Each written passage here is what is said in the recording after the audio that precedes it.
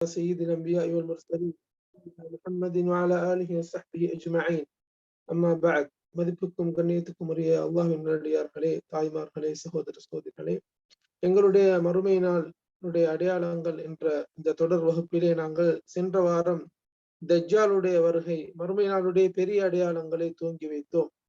அதிலே முதலாவதாக நாங்கள் பேசியது தஜ்ஜாலை பற்றி. தஜ்ஜாலுடைய வருகை உலகத்துக்கு ஏற்பட்ட ரசூலுல்லாஹ் கூறினார்கள், மிகப்பெரிய குழப்பங்களிலே இந்த உம்மத்துக்கு வரக்கூடிய மிகப்பெரிய சோதனைகளில் ஒரு சோதனையாகத்தான் அந்த தஜ்ஜாலுடைய சோதனை காணப்படும்.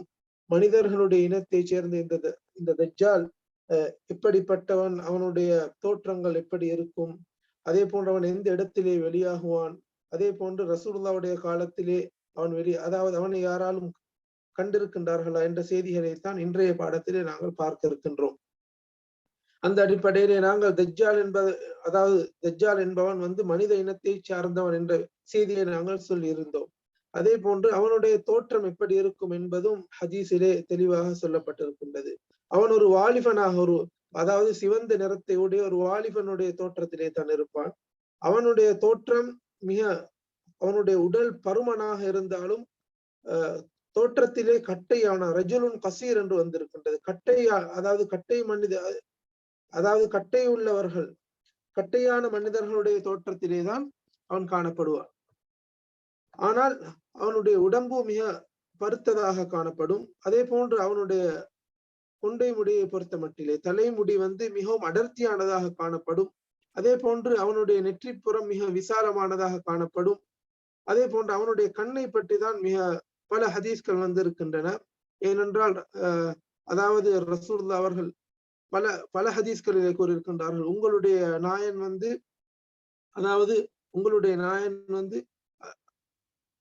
ரசூலுல்லாஹ் கூறினார்கள், தஜ்ஜாலை பொறுத்த மட்டிலே தஜ்ஜால் அவன் ஒற்றை கண்ணுடையவனாக இருப்பான், ஆனால் உங்களுடைய நாயன், உங்களுடைய ரப்பு அப்படிப்பட்டவன் கிடையாது என்ற செய்தியை ரசூலுல்லாஹ் பல ஹதீஸ்களிலே கூறியிருக்கின்றார்கள். எனவே அவனுடைய இரண்டு கண்களும் குறையுள்ளதாக காணப்படும். அதிலே அவனுடைய வலது கண் அப்படியே மறைக்கப்பட்டு, அதாவது தொங்கி இருக்கக்கூடிய ஒரு திராட்சையை போன்று அது காட்சியளிக்கும்.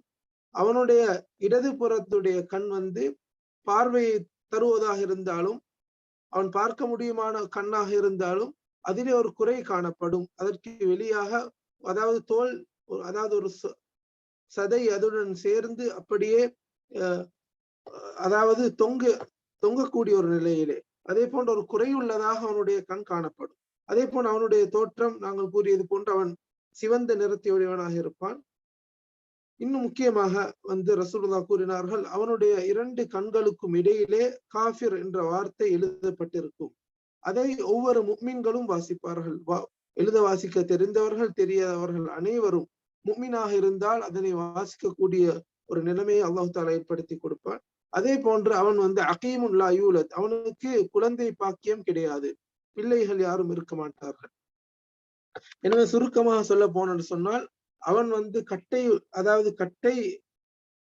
கட்டையான மனிதனாக இருந்தாலும் உடல் மிக பருமனாக காணப்படும். அதே போன்று இன்னொரு முக்கியமான ஒரு அம்சம், அவனுடைய இரண்டு கால்களுக்கும் இடையிலே மிக ஒரு பெரிய ஒரு தூரம் காணப்படும். அதாவது இரண்டு கணுக்கால்களுக்கும் இடையில் மிக விசாலமானதாக இருக்கும். பார்ப்பதற்கு ஒரு அலங்கோலமான ஒரு காட்சியுடைய, அதாவது அலங்கோலமான ஒரு நடையை கொண்டவனாக அவன் காணப்படுவான். ஏனென்றால் அவனுடைய கால்கள் மிக விரிந்ததாக காணப்படும்.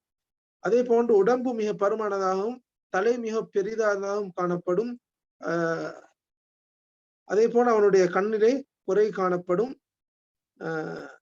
மேலும் அவனுடைய இரண்டு கண்களுக்கும் இடையிலே காஃபிர் என்ற வார்த்தை எழுதப்பட்டிருக்கும். முஃமின்களாகிய ஒவ்வொருவரும் அதனை வாசிக்கக்கூடியதாக இருக்கும்.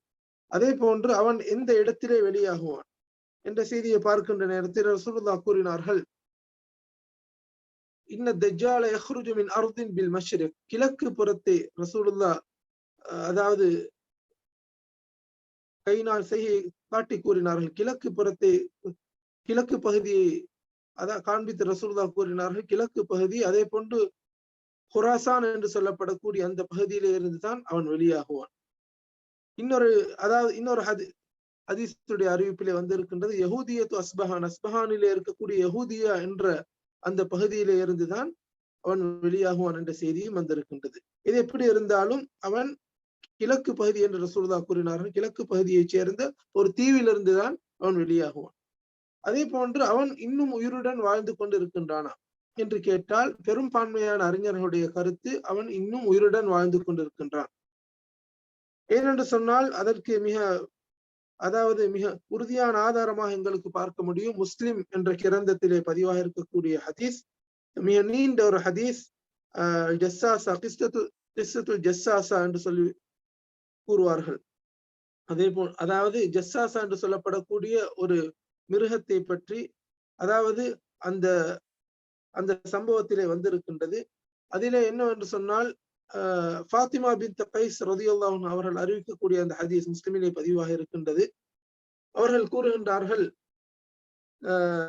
அதாவது அவரிடத்திலே ஷராஹில், ஆமிர் பின் ஷராஹில் என்று சொல்லப்படக்கூடிய ஒரு தாபிஇ ஃபாத்திமா பின்த் கைஸ் ரலியல்லாஹு அன்ஹா அவர்களிடத்திலே கேட்கின்றார்கள், நீங்கள் ரசூலுல்லாஹ்விடத்திலே இருந்து கேட்ட ஒரு முக்கியமான ஒரு ஹதீஸை எனக்கு சொல்லித்தாருங்கள், நான் இதனை வேறு யாரிடத்திலும் கேட்டிருக்க கூடாது, அப்படிப்பட்ட ஒரு ஹதீஸை சொல்லித்தாருங்கள் என்று கூறிய நேரத்திலே அவர்கள் அந்த ஹதீஸை கூறுகின்றார்கள். ஒருமுறை ரசூல் ஸல்லல்லாஹு அலைஹி வஸல்லம் அவர்கள் தொழுகைக்காக வேண்டி ரசூலுல்லாஹ்வுடைய பள்ளியிலே தொழுகைக்காக வேண்டி அழைப்பு விடுக்கப்பட்டது. ரசூலுல்லாஹ் தொழுகையை நடத்தினார்கள். நாங்கள் தொழுகைக்காக சென்றிருந்தோம். நான் பெண்களுடைய சஃபிலே இருந்தேன். அதே போன்று ரசூலுல்லாஹ் தொழுகையை முடித்துவிட்டு மிம்பரிலே ஏறி சிரித்தார்கள். சிரித்துவிட்டு கூறினார்கள், லியல்ஸம் குல்லு இன்சானின் முஸல்லா, நீங்கள் ஒவ்வொருவரும் ஒவ்வொருவரும் அவருடைய இடத்திலே இருந்து கொண்டிருங்கள், நான் முக்கியமான ஒரு செய்தியை கூறப் போகின்றேன் என்று ரசூலுல்லாஹ் கூறினார்கள். நான் ஏன் உங்களை இந்த இடத்திலே ஒன்று சேர்த்தேன் என்று சொன்னால், ஒரு முக்கியமான ஒரு செய்தியை நான் உங்களிடத்திலே கூறப் போகின்றேன். அது என்னவென்று சொன்னால், ரசூலுல்லாஹ் கூறினார்கள், இங்கே இருக்கக்கூடிய தமீமுத்தாரி என்று சொல்லப்படக்கூடிய இந்த நபித்தோழர், இவர் ஒரு கிறிஸ்தவ மதத்தை சார்ந்தவராக இருந்தால், கான ரஜுலன் நஸ்ரானியன், என்னிடத்திலே வந்து இஸ்லாத்தை ஏற்றுக்கொண்டு ஒரு முக்கியமான செய்தியை கூறினார். அந்த செய்தி நான் உங்களுக்கு ஏற்கனவே தஜ்ஜாலை பற்றி கூறிய அந்த செய்திக்கு மிகவும் ஒத்ததாக இருக்கின்றது. அவர் கூறினார், அவர் ஒருமுறை 30 தோழர்களுடன் கடலிலே சென்று கொண்டிருக்கின்ற நேரத்திலே பெரிய ஒரு அலையின் காரணமாக அவர்கள் பயணம் செய்த அந்த கப்பல் ஒரு தீவுக்கு கரை ஒதுங்குகின்றது. அப்போது அந்த தீவிலே அவர்கள் இருக்கின்ற நேரத்திலே ஒரு மிருகம் அவர்களை நோக்கி வந்தது. அந்த மிருகத்தை பார்க்கின்ற நேரத்திலே பார்க்க மிகவும் பயங்கரமானதாக இருந்தது. அவருடைய முன்புறம் எது பின்புறம் எது என்று நாங்கள் அறியக்கூடாத அளவுக்கு, நாங்கள் தெரியாத அளவுக்கு அதிலே, அதாவது அந்த மிருகத்தின் மீது முடிகள் நிறைந்து காணப்பட்டது. அப்போது அதாவது நாங்கள் கூறினோம், இது என்ன என்று நாங்கள் கேட்ட நேரத்திலே அந்த மிருகமே கதைக்கு தொடங்கியது. அது கூறியது, ஆனால் ஜஸ்ஸாசா என்றது நான் தான், நீங்கள் என்னுடன் வாருங்கள், நான் ஒரு முக்கியமான ஒரு மனிதனை உங்களுக்கு அறிமுகப்படுத்துகின்றேன் என்று அது எங்களை அழைத்தது. அப்போது நாங்கள் ஆரம்பத்திலே பயந்தோம். சரி, அது ஒரு ஷைத்தானாக இருக்குமோ என்று நாங்கள் பயந்து நாங்கள் பின்வாங்கினாலும் சிறிது நேரம் அது அழைத்ததற்கு இணங்க நாங்கள் அந்த மிருகத்தை தொடர்ந்து சென்ற நேரத்திலே ஒரு பெரிய ஒரு மனிதனை நாங்கள் கண்டோம். அதாவது அவ்வளவு பெரிய ஒரு மனிதனை நாங்கள் ஏற்கனவே கண்டிருந்து, அதாவது உடல் பருமன் உடைய மிகப்பெரிய ஒரு மனிதனை நாங்கள் இப்படி காண்டது கிடையாது. அப்படிப்பட்ட ஒரு மனிதனை நாங்கள் கண்டோம். அந்த மனிதனை பொறுத்த மட்டிலே அதாவது அவருடைய 2 கைகளும் அவருடைய களத்திலே அப்படியே சங்கிலியினால் கட்டப்பட்டிருந்தது. அதே போன்று அவருடைய முழங்கால் அவருடைய கணுக்காலுடன் சேர்த்து இரும்பு கம்பிகளினால் கட்டப்பட்டிருக்கின்றது. நாங்கள் கேட்டோம், நீ யார் என்று கேட்ட நேரத்திலே, என்னை பற்றி நான் கூறுவதற்கு முன்னால் நீங்கள் உங்களை பற்றி கூறுங்கள் என்று அவன் எங்களிடத்திலே கேட்கின்றான். அப்போது நாங்கள் கூறினோம், நஹ்னு உனாசு மினல் அரப், நாங்கள் அரேபியர்களிலிருந்து வந்திருக்கக்கூடிய சில மனிதர்கள். நாங்கள் இப்படி கடலிலே பயணம் செய்து கொண்டிருக்கின்ற நேரத்திலே பெரிய ஒரு அலை காரணமாக இந்த தீவுக்கு எங்களுடைய கப்பல் ஒதுங்கிவிட்டது. அப்போதுதான் இந்த மிருகத்தை பார்த்தும் அந்த மிருகம் எங்களை உன்னிடத்திலே அழைத்து வந்தது என்று கூறிய நேரத்திலே, அப்போது அந்த மனிதன் மேலும் எங்களிடத்திலே கேட்க ஆரம்பிக்கின்றான். பைசான் என்று சொல்லப்படக்கூடிய, அதாவது ஜோர்தான் பகுதியிலே இருக்கக்கூடிய ஒரு முக்கியமான ஒரு தோட்டம், அந்த தோட்டத்தை பற்றி கேட்கின்றான். அப்போது நாங்கள் கேட்டோம், அந்த தோட்டத்திலே என்ன இருக்கின்றது, எதை பற்றி நீ வந்து அதிலே கேட்கின்றாய் கேட்ட நேரத்திலே, அஸ்அலுக்கும் அன் நஹ்லிஹா ஹல் யுஸ்மிர், அங்கு இருக்கக்கூடிய ஈச்சம்பழ தோட்டத்திலே பேரித்த பழங்கள் அங்கே கனி காய்க்கின்றன, அதாவது கனிகள் இருக்கின்றனவா என்று கேட்ட நேரத்தில் நாங்கள் கூறினோம், ஆம், அந்த தோட்டத்திலே கனிகள் நிறைந்து காணப்படுகின்றது. அப்போது அவன் கூறினான், அலா அமா இன்னஹு யூஷுக் அல்லா துஸ்மிர், இன்னும் சிறிய காலத்திலே அது அப்படியே கனிகள் காய்க்காமல் இருந்துவிடும், அங்கே கனிகள் எதுவும் வரமாட்டாது என்று கூறினான். அப்போது திரும்ப கேட்கின்றான், அத்தபரியா என்று சொல்லப்படக்கூடிய ஒரு சிறிய தீவை பற்றி கேட்கின்றான். அந்த தீவிலே தண்ணி இருக்கின்றதா என்று கேட்ட நேரத்தில் நாங்கள் கூறினோம், ஓ, அதாவது அந்த தீவிலே தண்ணி நிறைந்து காணப்படுகின்றது, நீர் நிறைந்து காணப்படக்கூடிய ஒரு தீவாக இருக்கின்றது என்று கூறிய நேரத்திலே அவன் கூறினான், அந்த தீவிலே தண்ணி இல்லாமல் போய்விடும் என்று கூறினான். தொடர்ந்தும் அவன் எங்களிடத்திலே கேட்டான், ஜொஹர் என்று சொல்லப்படக்கூடிய ஒரு ஊற்றுக்கண்ணை பற்றி, சிரியாவிலே இருக்கக்கூடிய ஜொஹர் என்று சொல்லப்படக்கூடிய ஒரு ஊற்றுக்கண்ணிலே, அதாவது அந்த ஊற்றிலே தண்ணி நிறைந்து காணப்படுகின்றனவா என்று கேட்ட நேரத்தில் நாங்கள் கூறினோம், அது தண்ணி நிறைந்து காணப்படுகின்றது. அப்போது அவன் கூறினான், அதாவது ஒரு குறுகிய காலத்திலே அங்கு தண்ணி நிறைய, அதாவது தண்ணிகள் இல்லாமல் போய்விடும் என்று கூறினான்.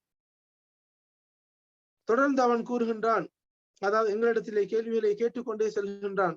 தொடர்ந்து கேட்கின்றான், அதாவது அந்நபியுல் உம்மியின், அரேபிய பகுதியிலே இருக்கக்கூடிய அங்கே வந்து ஒரு நபி வந்து விட்டாரா என்று கேட்ட நேரத்திலே நாங்கள் கூறினோம், ஆம், அவர் மக்காவிலே வெளியாகி இப்போது மதீனாவிலே வந்து இருக்கின்றார்.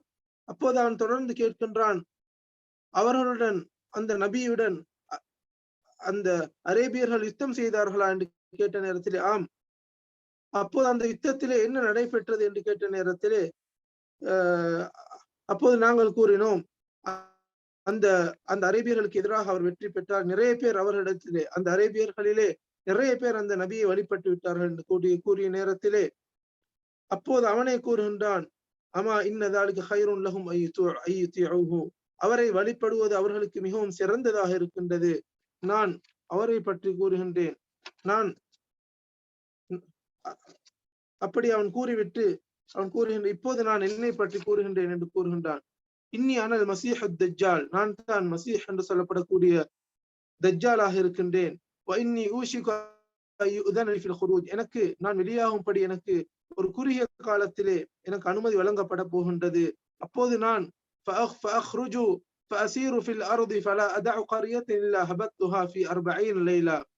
40 நாட்களிலே பூமியிலே இருக்கக்கூடிய எல்லா ஊருக்கும் நான் செல்வேன். மக்காவும் மதீனாவும் தவிர மற்ற எல்லா ஊருக்கும் நான் வெளியாகி எல்லா ஊரையும் நான் கடந்து செல்வேன். அந்த ஊர் ரெண்டும் எனக்கு ஹராமானதாக இருக்கின்றது. நான் அந்த ஊருக்கு நுழைய போகின்ற போதெல்லாம் ஒரு மலக்கு, அதாவது ஒரு வானவர் என்னை தடுத்து கொண்டிருப்பார், அவருடைய வாளினால் தடுத்து கொண்டிருப்பார் என்ற செய்தியை கூறினார்.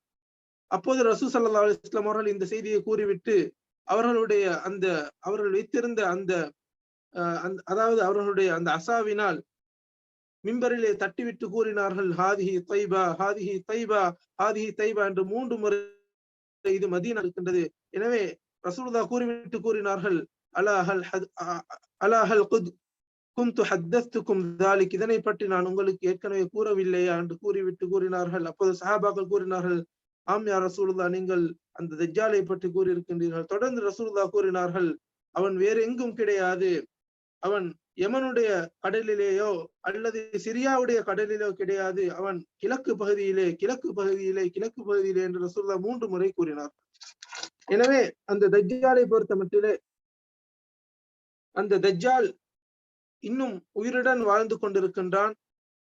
கிழக்கு பகுதியிலே இருக்கக்கூடிய ஹுராசான் பகுதியைச் சேர்ந்த ஒரு தீவிலே அவன் அப்படியே சங்கிலி, அதாவது தாளிடப்பட்டு அப்படியே சங்கிலியினால் அவனுடைய கால்கள் கைகளும் கட்டப்பட்டிருக்கின்றது. அவனுக்கு அனுமதி அளிக்கப்படுகின்ற நேரத்திலே அவன் வெளியே வரக்கூடியவனாக இருக்கின்றான். அதே போன்று அவன் வருவதற்கு முன்னால் சில முக்கியமான நிகழ்வுகள் நடைபெறும். நாங்கள் ஏற்கனவே சென்ற வகுப்பிலேயும் நாங்கள் கூறினோம். முக்கியமாக அந்த மல்ஹமத்துல் குப்ரா என்று சொல்லப்படக்கூடிய பெரிய யுத்தத்திலே முஸ்லிம்கள் அந்த ரோமர்களுக்கு எதிராக வெற்றி பெறுவார்கள். அதே போன்று இன்னொரு முக்கியமான அடையாளம், அரேபியர்களுடைய எண்ணிக்கை மிக குறைவானதாக காணப்படும். அதே போன்று அந்த அந்த மல்ஹமத்துல் குப்ராவிலே முஸ்லிம்கள் வெற்றி கொண்டு அந்த இஸ்தம்பூலை முஸ்லிம்கள் கைப்பற்றி கொண்டிருப்பார்கள். அதே போன்று முக்கியமான இன்னொரு அடையாளம், அவன் வருவதற்கு முன்னால் உள்ள 3 வருடங்கள் மிக பஞ்சம் நிறைந்த வருடங்களாக காணப்படும். முதல் வருடத்தை விட 2வது வருடம் பஞ்சம் நிறைந்ததாகவும், 3வது வருடம் எந்த ஒரு துளி மழையும் பெய்யாத ஒரு வருடமாகவும் காணப்படும். அதே போன்று அவன் எத்தனை நாள் இங்கே இருப்பான் என்று சொன்னால், அவன் அதாவது 40 நாள்கள் அவனுடைய ஆயுட்காலம், அதாவது அவனுடைய காலம், அவனுடைய ஃபித்னாவுடைய காலம் 40 நாட்களாக இருக்கும். முதல் நாள் ஒரு வருடத்தை போன்றும், 2வது நாள் ஒரு மாதத்தை போன்றும், 3வது நாள் ஒரு கிழமையை போன்றும், அதன் பின்னால் வரக்கூடிய நாட்கள் எங்களுடைய சாதாரண நாட்களை போன்றிருக்கும் என்று ரசூலுல்லாஹ் கூறினார்கள். எனவே அவன் இங்கு செய்யக்கூடிய, இந்த உலகத்திலே செய்யக்கூடிய குழப்பங்கள் என்ன, அவனுடைய ஃபித்னாக்களை பற்றி நாங்கள் இன்ஷா அல்லாஹ் வரக்கூடிய வகுப்பிலே பார்ப்போம்.